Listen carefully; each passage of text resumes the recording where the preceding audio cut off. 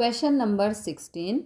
Find a GP for which sum of the first two terms is -4 and fifth terms is 4 times the third term. तो हमें यहाँ पर GP निकालना है. GP के लिए होता है पहली 3 टर्म निकाल लेते हैं. दैट इज GP पहली 3 टर्म्स होती है A1, A2, A3 and so on. That can be written as A1 को A लिख सकते हैं, A2 को AR लिख सकते हैं, A3 को AR स्क्वायर लिख सकते हैं एंड सो ऑन.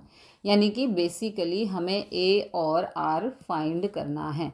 तो AR फाइंड करने के लिए हमारे पास इंफॉर्मेशन गिवन है कि सम ऑफ फर्स्ट 2 टर्म्स जो है वो -4 है. ओके तो पहली 2 टर्म्स का सम यानी कि A1 plus A2 is equal to -4 है. एंड फिफ्थ टर्म जो है वो 4 टाइम्स है, 4 टाइम्स है थर्ड टर्म की. ओके फिफ्थ टर्म जो है वो 4th टाइम्स है थर्ड टर्म की. ओके इसी इंफॉर्मेशन से सम सॉल्व करना है. तो now according to question equation बनाते हैं. फर्स्ट 2 टर्म्स का सम है यानी कि A1 plus A2 is equal to -4 and fifth term जो है वो A5 इज इक्वल टू वो 4 टाइम्स है. टाइम्स के लिए मल्टीप्लाई थर्ड टर्म की है यानी कि A3 की. ओके अब इसे सॉल्व करके A और R फाइंड करेंगे. तो A1 को लिख सकते हैं A और इसको A2 को लिख सकते हैं AR is equal to -4. Okay and A5 को लिख सकते हैं AR की power 4 is equal to 4 into A3 को लिख सकते हैं AR स्क्वायर. अब यहाँ A से A कैंसिल हो गया. ओके तो यहाँ पर बचा R की power 4 is equal to 4R square. यहाँ पर R स्क्वायर से R स्क्वायर कैंसिल तो यहाँ पर बचा R square is equal to 4. अब ये स्क्वायर है तो यहाँ आ जाएगा √4.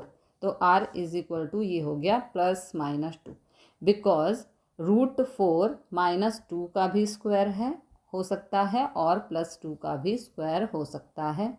अब R 2 आ चुके हैं तो इसके लिए लिखेंगे when R is equal to +2 तो A की value A plus AR is equal to -4. देखो ये कहाँ पर था, ये यहाँ पर था, ये ठीक है. इस वैल्यू को हम ले रहे हैं और इसमें हम वैल्यूज़ पुट करेंगे. Okay A plus AR is equal to -4. इसमें से हम A कॉमन ले सकते हैं तो अंदर बचा 1. इसके लिए 1 प्लस R की जगह आ गया 2. ओके 2 पुट कर देंगे R की जगह इज इक्वल टू -4. तो ये हो गया A इज इक्वल टू -4/3. लेकिन when R is equal to -2 तो सेम हमें इक्वेशन लेनी है. ठीक है इसमें से A कॉमन ले लिया और यहाँ पे आ गया 1 और -2 R की जगह -2 इज इक्वल टू -4. तो ये आएगा -A बिकॉज 2 में से 1 को माइनस किया -1 को A से मल्टीप्लाई तो -A और यहाँ पर माइनस से माइनस कैंसिल तो A इज इक्वल टू आ गया 4. ओके अब यहाँ पे 2 APs बनेंगे. सबसे पहले when R is equal to +2 तो A आया है, देखो इसमें A आया है -4/3. ओके तो A बराबर आया है -4/3 और AR हो जाएगा -4/3 इंटू 2. R की वैल्यू 2. फिर AR स्क्वायर यानी कि A की जगह -4/3 और R स्क्वायर मतलब 2 का स्क्वायर 4.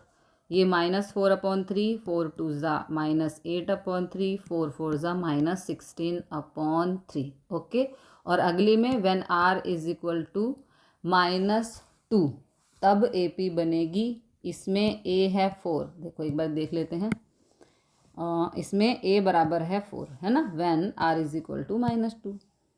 तो when R is equal to -2 तो A है इसमें 4 और AR हो जाएगा ए की जगह 4, आर की जगह -2, और ए आर स्क्वायर ये third term A R square 4, ए की जगह 4, आर मतलब -2 का स्क्वायर, तो ए हो गया 4, दूसरी टर्म हो गई 4 2 ज़ा -8, और थर्ड टर्म हो गई 4 इंटू -2 का स्क्वायर 4, 4 4 ज़ा 16। तो ये हो गए हमारे दो आंसर।